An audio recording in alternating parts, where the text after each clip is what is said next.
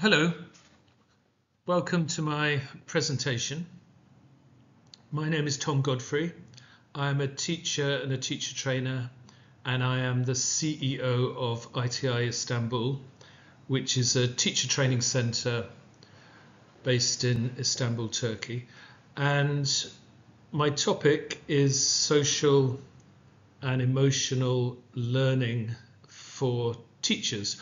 Although the title specifies teachers, the activities that I'm talking about can be used with learners of all ages and all levels of English and in different contexts.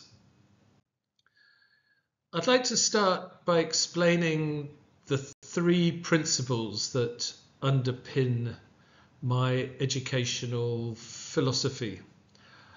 So firstly, learners need to be engaged, and so do teachers, in order for any learning to happen. Second, learning is a social, dynamic and interactive process. So we learn by interacting and sharing and negotiating meaning with other people. And thirdly, only learners can learn. Teachers can facilitate the learning, but it's the learner's responsibility to do the learning. Teachers cannot learn for the learners. And these three principles probably don't seem very radical to you. Indeed, I suspect most teachers would broadly agree with all three of those. However, in my experience, they're actually rarely followed in practice, because most teachers pay these principles lip service, but fail to really understand the implications of what these principles mean. So I'd like to start by looking at each one in a bit more depth.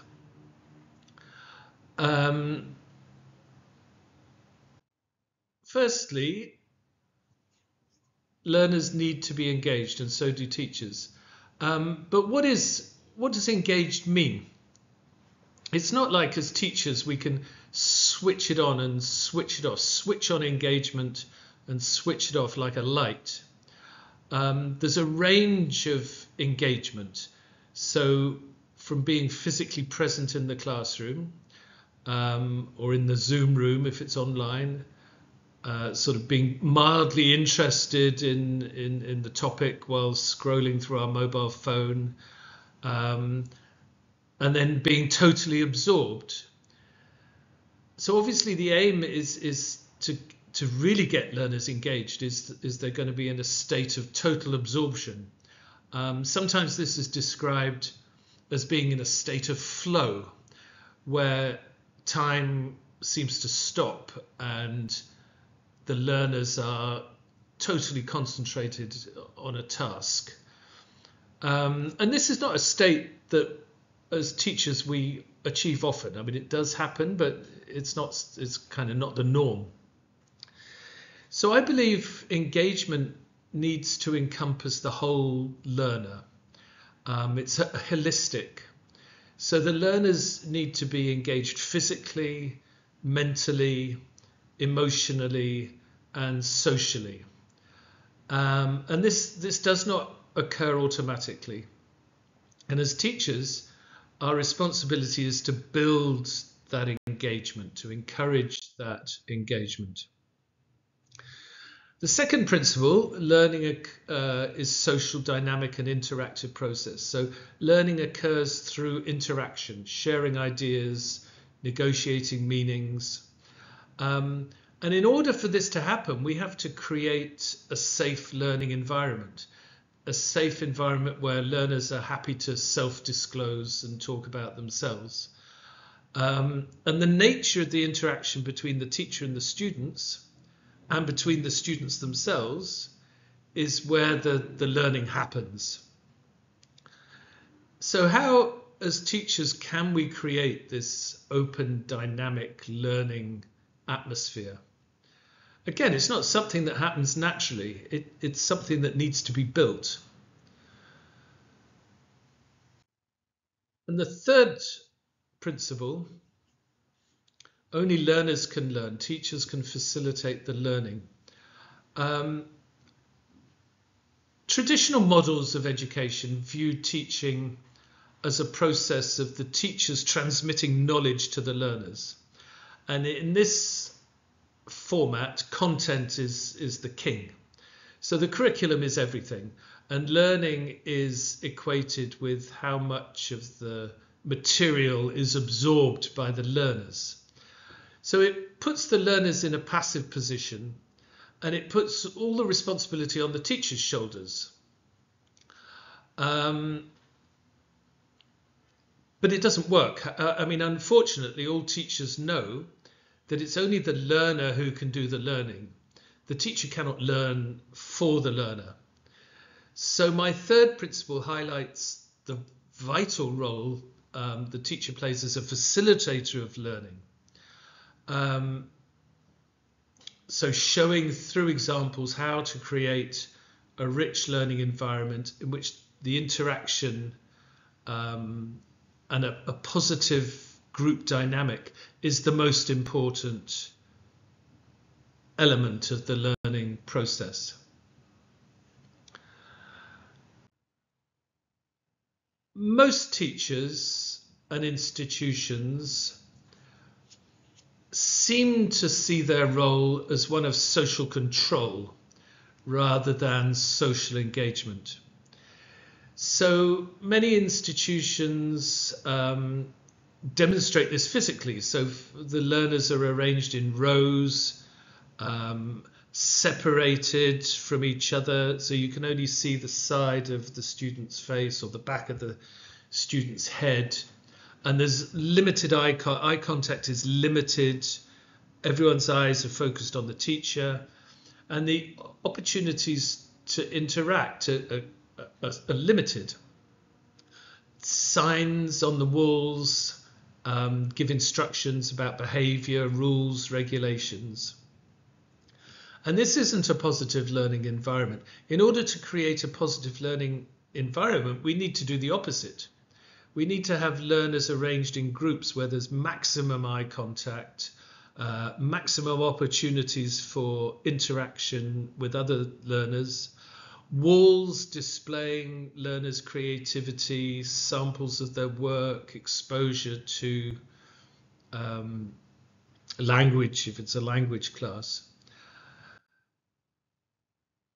So in my principles, I put creating a positive learning environment, a safe dynamic place in which learners can interact freely, as my first priority, and everything else, including the curriculum, content, examinations, is all subservient to the aim of creating a positive learning environment. So the positive learning environment supersedes the content and the curriculum. So this means I can devote time and activities that aim to achieve this. So activities that aim to build trust, to develop empathy, to develop group cohesion, team building activities, awareness activities to raise awareness of yourself and other people. And these the criticism often that I hear about these kind of activities when I demonstrate them to teachers is they cannot do them in their institution because of a lack of time. The curriculum is too heavy. They have a lot of material to cover. Time is limited. The activities aren't in the exam, so they won't help the learners pass the exam. They haven't been trained in these kind of activities, and so on. And these criticisms are all valid if the priority is content, if the priority is covering the curriculum. But the criticisms kind of disappear if the priority is to create a positive learning environment, because all of these activities are doing that. So many teachers and institutions try to limit and control the interaction between learners in order to cover the material, for the teachers to cover the material. Well, I believe they should be doing the opposite. I think they should be increasing opportunities for learner-learner interaction so that real engaged learning can take place. So I think these three principles have profound implications in terms of how we create a positive learning environment. These ideas aren't new. The ideas of a learning-centered pedagogy. Paulo Freire in 1998 talked about the relationship between teachers and learners as one that is complex but key to the learning process and something that needs to be worked on. Carl Rogers equally talks about learners having to take responsibility, learners having to be involved and engaged and autonomous in their learning. What is the reality of being a teacher today? Teaching as a profession is going through a crisis, I think. Many teachers suffer from burnout. The workload is heavy. The job can become stale and routine. Teacher creativity or teacher development is not widely encouraged. 50% of teachers leave the profession in the first 5 years. And in Europe currently there's a huge shortage of teachers. More than 75% of teachers are leaving the profession than joining it each year. Why is this? Well, I think it's because we need to change our priorities. We need to start thinking of learning as in terms of the social and emotional elements. And this brings us on to SEL. What is social and emotional learning? Well, this is a framework drawn up by CASEL, the Collaborative for Social and Emotional Learning, CASEL. And they've outlined 5 competencies. And they all relate to raising awareness of our self-identity and our relationship to other people. So if we look at these 5 core competencies and think about how they contribute to the kind of learning environment and the relationships that you want in your classroom. And not only in your classroom, but they are relationships that can be fostered in the school generally and in the community. So self-awareness. Self-awareness is about how we know and understand ourselves, our emotions, our thoughts, our identities. How do we feel in any given situation? Why do we feel that way? How do we understand ourselves? How can I accurately understand myself? How do I fit into my community, my job, my family, the world? Do I have a strong sense of identity? And if I do, that strong sense of identity helps like a buffer against negative life experiences. And it supports academic, social, emotional outcomes. So when we focus on self-awareness, we're giving learners opportunities to think about their own experiences, their own emotions. How do they deal with things? And very often this is kind of avoided in the classroom. But if you have a strong awareness, then that's going to help you process emotions and experiences and communicate in helpful ways. So they're all part of the learning process. So just take a moment to reflect. How does self-awareness, what does it mean to you in your life? How does it connect, and how can you use it to support your learners?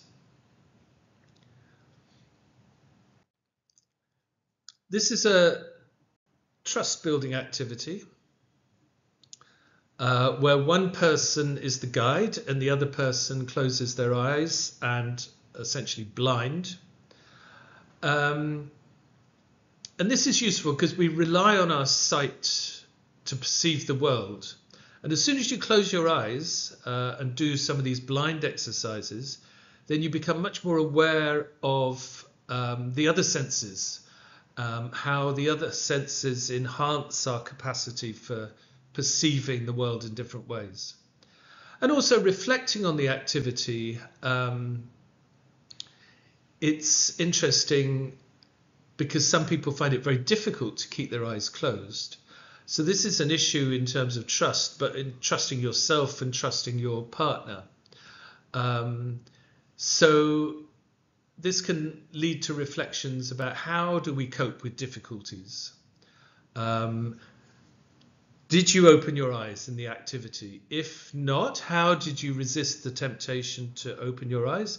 And if you did open your eyes, how can you handle? I mean, very often we're on doing a task, and we get intrusive thoughts come into our minds. So how do you handle these intrusive thoughts that are trying to distract you from a task that may be difficult?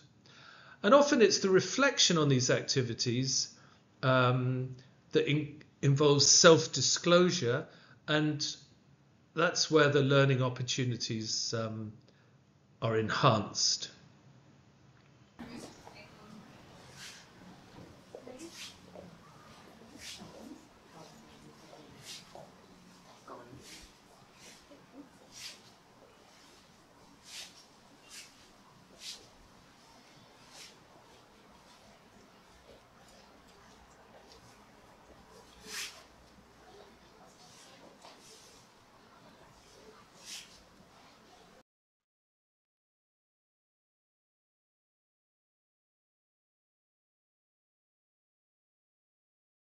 Another way of raising self-awareness is through personalization. I mean, this is something that we can do in the classroom in many ways. I mean, by showing interest in the learners lives, how they feel about activities in the class, by asking open-ended questions, eliciting responses, by highlighting learners' contributions. And an activity that I like is what I call I statements, where essentially you have sentence stems which the learners complete for themselves. So, for example, my favourite place at home is in front of the television, by the fire. So they can be practicing specific language, like prepositions of place or describing. So number 1 and 5 are describing spatial relations. On a bus, I like to sit near the back or near the window. Or they could be focused on other grammar areas. I love verb plus ing. Gerund, I love dancing. Or I hate. And then once the learners have written sentences about themselves, then they can share this information with their partners. And this is all part of raising awareness and self-disclosure, as well as a controlled practice activity for language. Self-management is not just understanding who I am and how I feel, but what am I doing with this information? How am I managing my feelings? How do I turn my self-awareness and my emotions into positive actions that are going to make things better for myself and for others? How do I plan? How do I work towards goals I want to achieve? So when we focus on self-management, we give learners the opportunities to sort of process experiences, to reflect on experiences, and work towards goals. And this is something that adults need. I mean, this is an issue for adults as well. Very often as adults, we have to have strategies for coping with negative emotions, particularly on training courses, where very often I will get a trainee come to me and say, I worked very hard on the course, I did my best, I learnt a lot, but I'm very disappointed, I'm very upset, I can't get over this disappointment because I only got a pass grade and not a grade A. And you say, well, look, you've got no control over the grade, but you have got control over how you perceive your experience. And you've said that you worked very hard, you did your best, and you learnt a lot. I mean, these are all positive things. You know, why do you have a negative? Why are you putting a negative emotion onto your experience? How can you manage this? How can you overcome? How can you take agency? How can you take control of your emotions? This is an extension of the blind trust activity that I showed earlier. But here we raise the stakes. So it's about trusting yourself and trusting your colleagues. And basically this activity is where you run at a wall and you have to trust your colleagues that they will shout stop before you crash into the wall. And it's clear from the body language and purposefulness of the running how much control the participants feel. Stop. Too late. So some people are much more tentative than others, and then this can lead to reflections on the nature of risk, our desire to take or avoid risks. How do we manage our emotions, for example, in terms of our ability to trust ourselves and other people? Stop.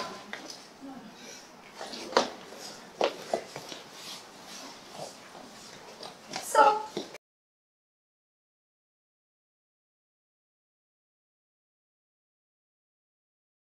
I'm also a great believer in the power of positive affirmations. So I'd like you to repeat these statements after me. So you can just repeat them in your head, or you can repeat them out loud if you're sitting in a room with nobody else around you. I am clever and smart. I am a fantastic teacher. My students are lucky to have me as their teacher. I am wonderful. I am wonderful. And I think if we say these positive affirmations to ourselves often enough, we start to believe it. And if we believe it is true, then it is true. Unfortunately, what happens is too often teachers, if you overhear teachers in the staff room, then very often they're saying the opposite things. They're saying negative things like, I'm not good enough. I have problems. My students are, etc., etc. We don't kind of confirm the positive things. Similarly with learners, I'm a great believer in giving positive feedback, giving praise. Obviously, it has to be genuine and it has to be seen as genuine. But if we acknowledge the positive behaviour and ignore the negative behaviour, that can have a major impact on the classroom atmosphere. I mean, very often learners, when they are behaving negatively, they are doing that in order to get attention to themselves. And if the teacher responds to that negative behaviour, don't do that, don't do that, don't do that, now be quiet or I'll send you out, etc., then what we're doing is we're just reinforcing it, because the learner realizes that the negative behavior is attracting our attention. We don't want that. We want the opposite. We want the learners to know that we are attracted to their positive behavior. Social awareness. This is about our ability to understand others, how they feel, to have empathy, and to put ourselves in the shoes of another person, and to understand and appreciate their perspective. And when we focus on social awareness, we give learners opportunities to realize how other people are feeling, to show compassion, to show empathy,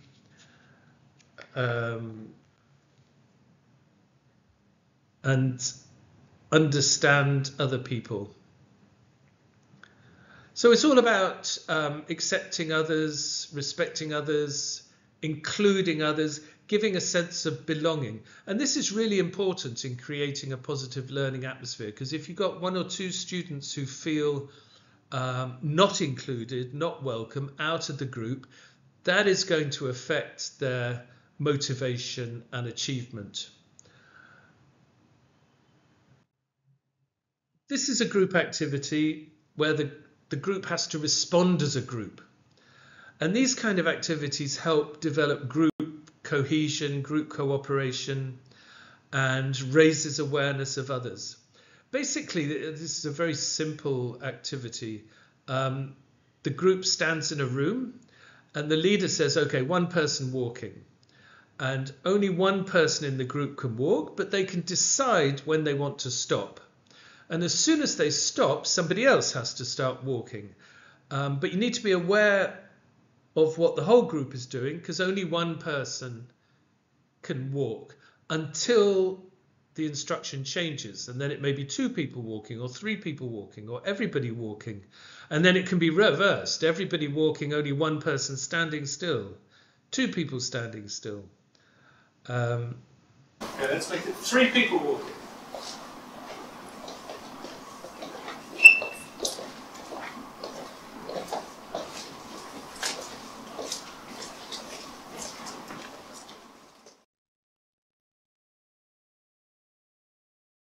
This is a great team building activity which involves participants working together. Basically, everyone stands in a circle and thinks of a sound. And then they say the sound to their partner, to the person next to them in the circle. And then the circle disbands and everybody finds a space in the room. Close their eyes, and the aim is, without opening your eyes, only listening to the sounds, try to find your partner and recreate the original circle. I found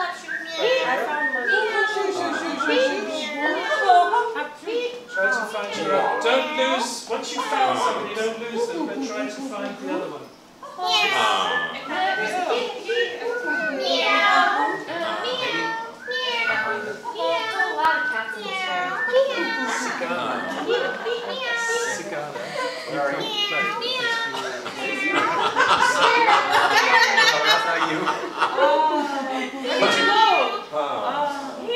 Yes, here. We follow each other. I opened my eyes. It's too scary.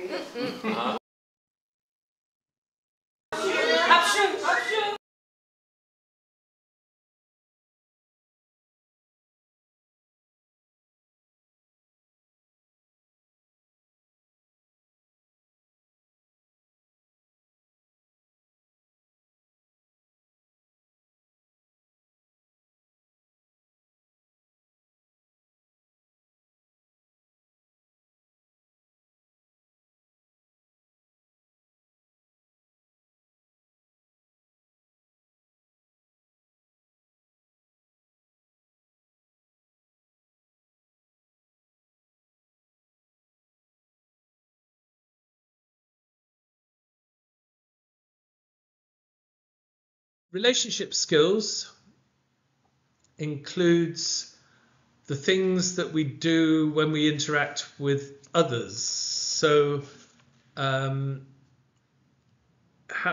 leading to sort of positive, meaningful, supporting relationships.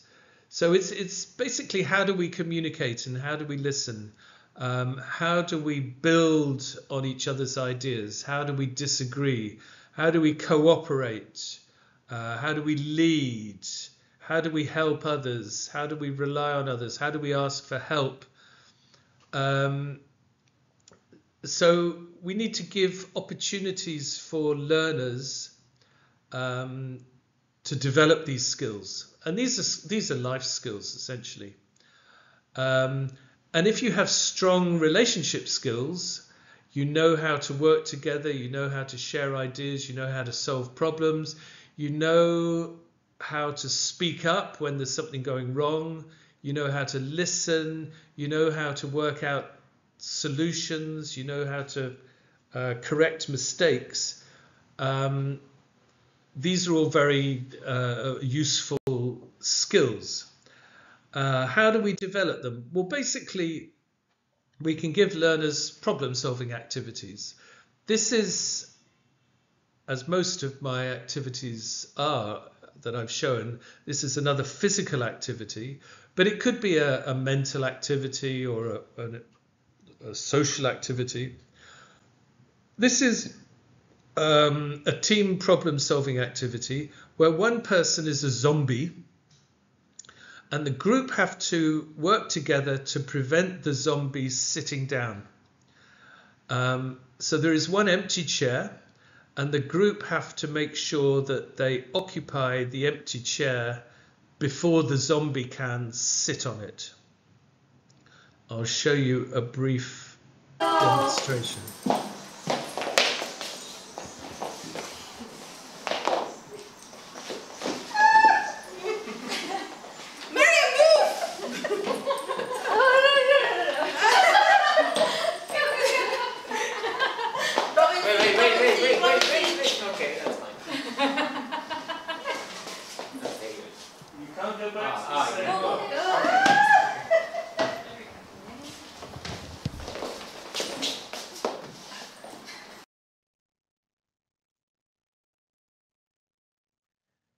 So the reflections on this activity can lead to interesting discussions.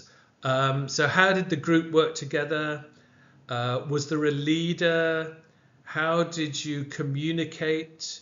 How effective was the communication? How did you solve the problems, etc.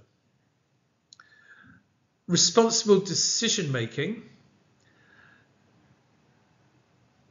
This involves the way we investigate a question or a problem to understand it in a deeper way, and thinking about the consequences or the possibilities of different decisions. So it's all about giving opportunities for learners to be open-minded, to find choices that are theirs, to be creative, how to gather information and use that information to make decisions, how to be critical thinkers, how to be creative thinkers. This activity is a group problem-solving activity again, where the learners are put into a knot. They're tied up as a knot and they have to untie the knot. Take one hand and hold it. Now put your left hand into the middle and take a different hand, another hand. We have a problem. We have created a knot. Without letting go of the hands, you have to keep hold of the hands. You have to unravel, untie the knot. I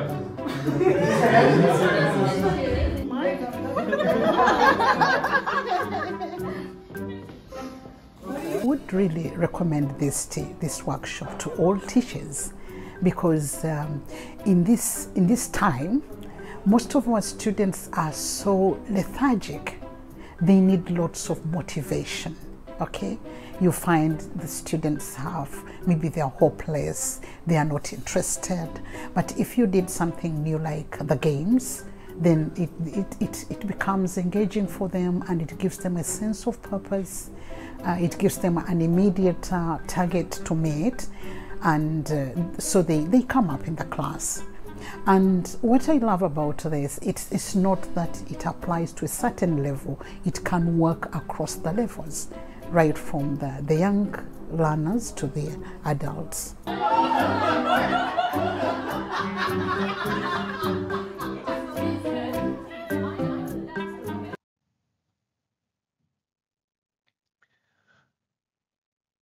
Reflections on this activity can be quite interesting, because they can lead to discussions about how motivated were you to solve the problem? How did you feel when it became difficult to solve the problem? Did you want to give up? Did you give up? Who encouraged the group to continue? Did you solve the problem? What made you persevere? Was there a breakthrough? So this kind of reflection on problem solving is can lead to a discussion after the activity. Take one hand and hold.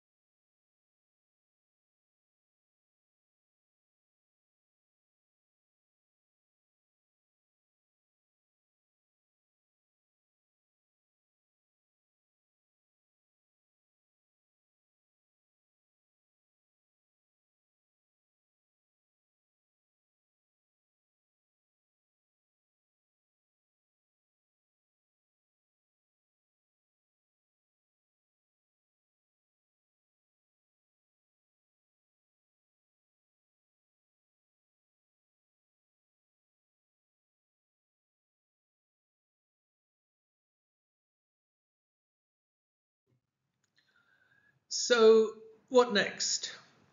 Well, to sum up, I can say that no learning can take place if learners feel afraid, unsafe, depressed.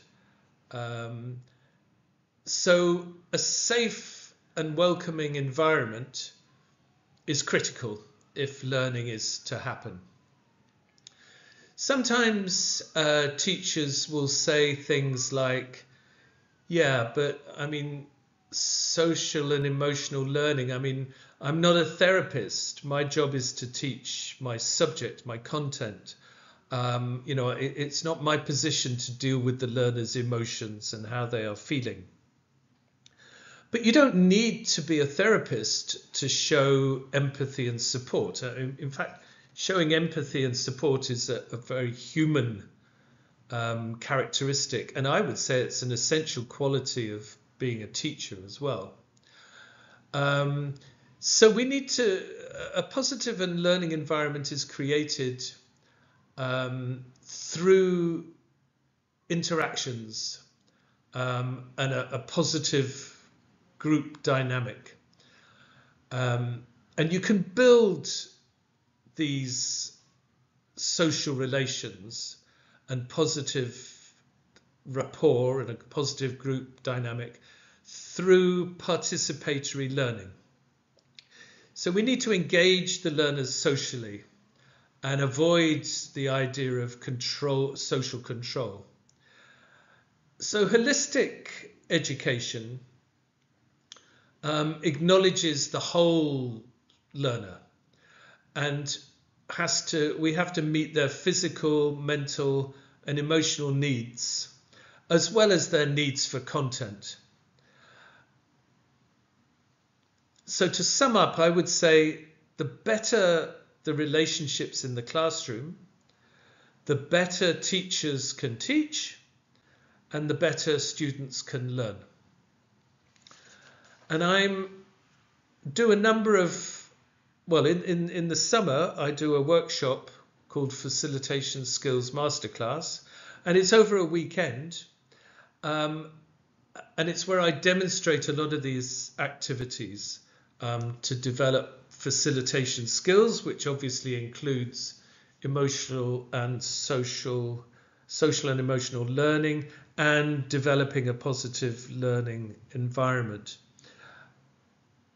Don't take my word for it. I will conclude by showing you testimonials from two of the people who did the workshop last year.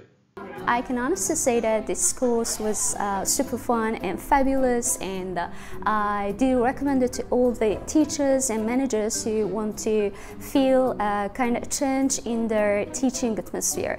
Definitely join in the workshops here presented by Tom, because they are very interactive, very enjoyable. We had a lot of fun about the workshops and it's very informative. You get lots of ideas about how to integrate these facilitation skills into your classes. Because of that, I would definitely recommend these workshops to you.